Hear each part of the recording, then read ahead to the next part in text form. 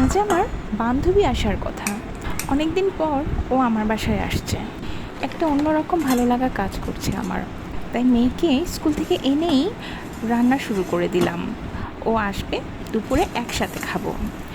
ও আবার শুটকি খেতে খুব পছন্দ করে। আর আমি তো শুটকি রান্নায় ওস্তাদ। এই তো শুটকি রান্নার জন্য যাবতীয় উপাদান রেডি করছি আমি। মাছগুলোকে আগে টেলে নিলাম, তারপর ভালো করে ধুয়ে নিব। এরপর তেলের মধ্যে পেঁয়াজ, রসুন, মরিচ যা যা লাগে একটু ভাজা ভাজা করে নিব। অন্যদিকে মাছগুলো খুব ভালো করে ধুয়ে নিচ্ছি। আর অন্য চুলায় মাংস চড়িয়ে দিয়েছি। মাংসটা অবশ্য সকালে একটু কষিয়ে গিয়েছিলাম, কারণ মাংসটা সিদ্ধ হতে দেরি হলে আবার খেতে দেরি হয়ে যাবে। আর আমি চাচ্ছিলাম ও আসার আগে আমার রান্নাটা কমপ্লিট হয়ে যায়, তাহলে ও আসলে ওকে একটু সময় দিতে পারবো, জমিয়ে আড্ডা দিতে পারবো। আর খাওয়ার সময় যেন সাথে সাথেই খাবারটা সার্ভ করে একসাথে খেতে পারি। তো এই জন্যই আমার রান্নার গতিটা বেশ ভালোই আগাচ্ছিল। চিংড়ি মাছ দিয়ে একটু লাউ ভাজি করে নিলাম, সাথে গরুর মাংসটাও অনেকটা হয়ে আসছে। আসলে বান্ধবী হচ্ছে এমন একটা মানুষ যাকে না মন হলে সব কিছু বলা যায়। অবশ্য সে তেমনই বান্ধবী হতে হবে। আমার এই বান্ধবীটা না ওরকমই। ও আসবে বলে আমার মনে হচ্ছিল ওর সাথে এই কথা বলবো, সেই কথা বলবো। আমার অনেক রকম কথা মনে ঘুরপাক খাচ্ছিল।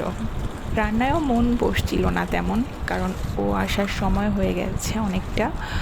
ওকে ফোন করার পর বলল যে তো চলে আসছি প্রায়, ওর মেয়ের স্কুলের ছুটি হয়ে গেলে ও মেয়েকে নিয়ে একবারে আসবে।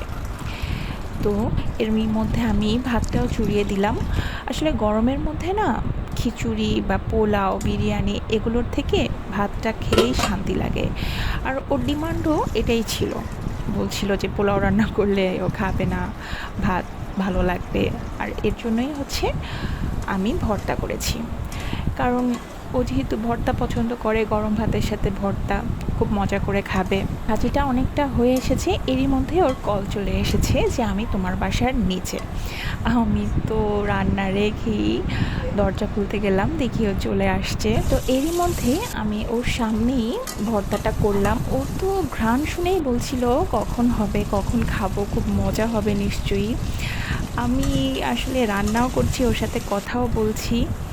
আর এর মধ্যে আমার ভর্তাটা প্রায় রেডি হয়ে আসছে, কিন্তু কচুরমুখী দিয়ে যে তরকারিটা করব ভাবছি সেটা একটু দেরি হয়ে গিয়েছে, যার কারণে ওকে একটু ওয়েট করাচ্ছিলাম যে তুমি বসো, আমার সাথে গল্প করো আমার পাশে বসে, আর হচ্ছে আমি রান্না করব। তো আসলে চাইলেও তো রান্না খুব তাড়াতাড়ি করা যায় না, একটু কষাতে হয়। তারপর হচ্ছে কচুরমুখিটা আগে একটু সিদ্ধ করে নিয়েছিলাম, যার কারণে একটু দেরি হয়েছে। এই তরকারিটাও ও খুব মজা করে খাবে আমি জানি।